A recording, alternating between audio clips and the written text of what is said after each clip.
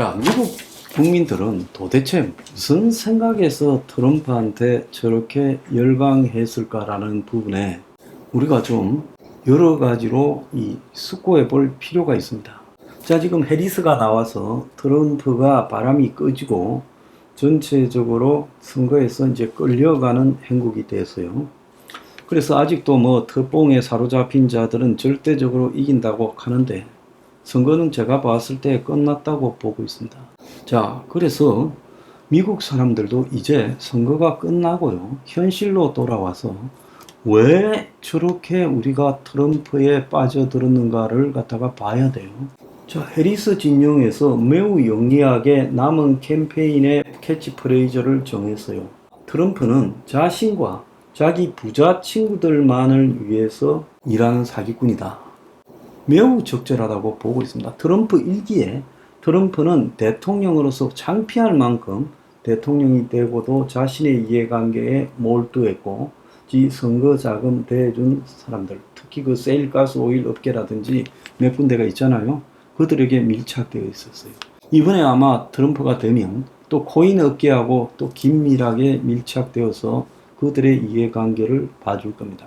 물론 미국의 정치가 민주공화 할 것 없이 월가와 유착이 되어 있습니다만은 그래도요, 월가를 좀 규제하자라고 또 독점 재벌들을 규제하자라고 말하는 게 민주당이고, 공화당은 솔직히 말하면 어느 순간에 링컨의 정당이 아니라 기득권 숫골 정당으로 전락해 있는 행국이 되어버렸어요.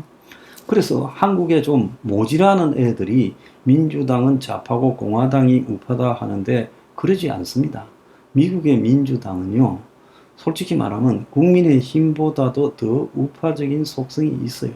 일부 문화적인 문제에서 좀 관대하다라고 하더라도 그것은 미국 사회의 문화적 수준과 한국 사회의 문화적 수준이 아주 다르기 때문에 발생하는 현상이죠. 그러지 않습니까? 한국에서 국회에서 성소수자 문제라든지 또 더 나아가가지고 뭐 낙태 문제 이런 걸 가지고 벌어지지 않는 것은 양국 간의 문화적 문제의 차이다라고 보여요. 자, 그런데 트럼프가 교묘하게 금융위기 이후에 미국의 밑바닥에서 꿈틀거리는 공화당 주로 지지자들의 불만을 이렇게 캐치를 했어요. 자, 그 밑바닥에서 움직이던 불만이 뭔가 하면 미국의 공화당이 이 상류 기득권 엘리트층의 정당이다. 맞는 이야기죠. 전적으로요.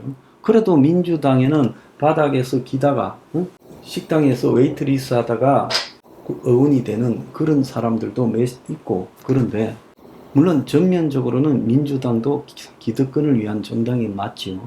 그렇지만 민주당은 그러지 않는 모습인 양 그래도 노력은 하고 있습니다. 그런데 공화당은 철저하게 기득권을 위한 정당이었죠.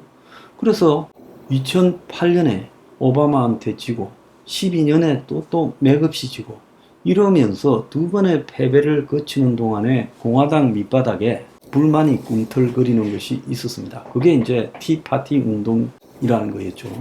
그 다음에 미국의 이제 이 오리지널 백인 노동자 계층이 신자유주의가 활개를 친 90년대 이후에 굉장히 어려워져 버렸어요.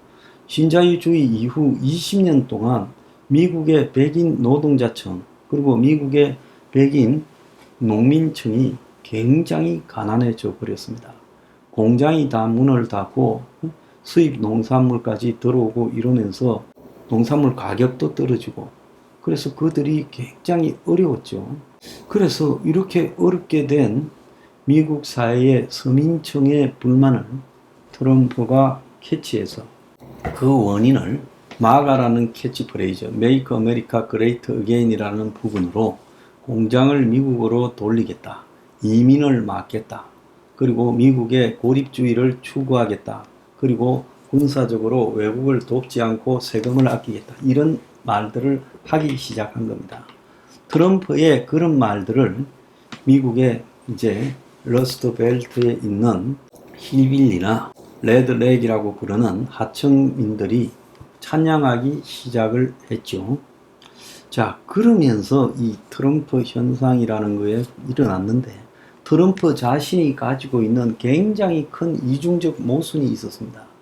정말로 트럼프가 미국의 그 신자유주의에 소외된 하층 계급의 입장을 이 포퓰리즘 형태로 반영이 되는 것을 순수하게 수용했더라면 그는요 아마 미국 역사의 가장 위대한 사람 중에 하나로 남았을 겁니다. 근데 그들의 힘을 이용해서 공화당을 완전히 해체해버리다시피 무너뜨리고 대통령이 2016년에 된 트럼프가 4년 동안 한 것은 자신과 자신의 부자 친구들을 위한 노력이 주였고, 정작 대통령이 되었을 때 지가 말했던 이 파퓰리즘을 현실화시키는 부분에 말만큼 제대로 안 됐다는 겁니다.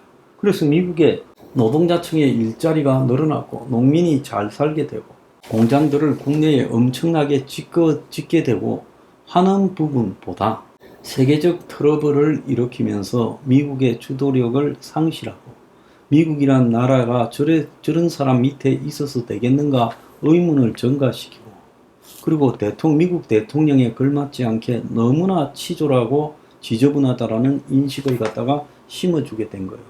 그러니까 어지간하면 바이든한테 이길 건데 2020년 대선에서 바이든한테 지는 일이 발생했다는 거예요. 그것도 러스트 벨트에서 져버렸잖아요. 트럼프가 2020년에 바이든한테 질 때 이미 트럼프의 포퓰리즘은 거짓말이다라는 게 입증이 됐어요. 진짜 저 사람이요 선동만 제대로 하고 지 말대로만 했더라면 그는 바이든한테 질 수가 없는 게임이었다. 그런데 사람들이 이제 좀 깨달은 거죠. 과거에 트럼프를 지지했던 사람들 일부가 저게 말뿐이고 가만히 보면 포퓰리즘을 악용해서 지 이속만 차리고 부자들을 위한 정책만 펴는 거 아니냐. 포퓰리즘을 제대로 원칙대로 시행하는 것과 자기와 자기 부자 친구들을 위하는 일은 정면으로 배치되는 겁니다. 거기에 이제 계급 모순이 있는 거예요. 제대로 트럼프가 포퓰리즘을 갖다가 실행하려면 미국의 이 월가나 미국의 다국적 기업의 부작용, 그들이 다 밖으로 기어 나가서 해외에 공장 차리고 해외 투자하고 그리고 투기 금융 자본화해서 미국을 엉망으로 만드는 장본인이잖아요. 그러면 거기에 대한 제재를 가하고 그걸 고치려고 법을 통과시키려고 하고 해야 되는데 입으로만 포퓰리즘을 선동하고 4년 동안 그렇게 한 일이 하나도 없었다는 거예요. 그러니까 미국 국민들이 겪어봤잖아요.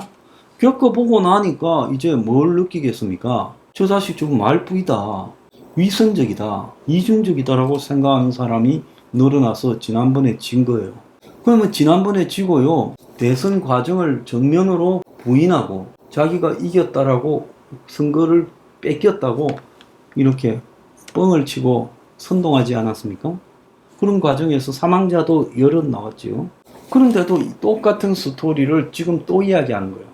그런데 미국의 민주당이 노세에서 정신이 제대로 박힌 건지도 의문스러운 노인을 갖다가 내세워 놓고 트럼프하고 상대하려면 그때는 이제 그 노인의 입에서 어떤 논리 정연한 이야기도 나오기가 어려운 상황이었어요.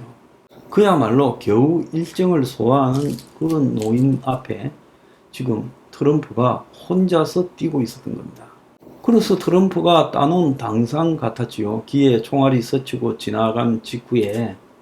그런데 후보가 교체되고 해리스가 되고 상대적으로 트럼프가 노세한 영감처럼 비춰지고 이제 트럼프의 모순이 포퓰리즘을 실행하는 자가 아니라 자기와 자기 부자 친구들을 빼불리는 탐욕스러운 사기꾼이다라고 지금 규정을 하게 되면서 트럼프가 이 선거를 이길 수 없게 됐다는 것은 명백한 겁니다. 미국의 지금 피부로 느끼는 경제가 역대 최악의 상황에 있고 그 속에서 미국 국민들이 정신적으로 굉장히 혼돈과 상실감에 빠져 있어요. 그걸 이번에 또 선동해서 해먹으려 했는데 저 사람이 신인이라면 그게 통했을 거라고 봅니다. 그런데 신인이 아니라 2016년에 나와서 그걸 팔아서 한번 해먹고 한번 지가 할 때 자기를 위해서 일을 했지 이 서민 국민들을 위해서 일하지 않았다는 거예요. 그가 대통령 하면서 자기의 리조트, 별장 등을 얼마나 들락거렸습니까? 그가 서민의 삶의 현장에 가가지고 그들과 고통과 아픔을 같이 하는 모습을 본 적이 있습니까? 자, 그렇기 때문에요. 이 트럼프의 아무리 이 세계가 포퓰리즘이 대세라도 트럼프가 안 되는 이유는 트럼프는 진정한 포퓰리스트조차도 되지 못하기 때문에 안 된다는 겁니다. 이 점을 우리가 정확하게 알아야 돼요.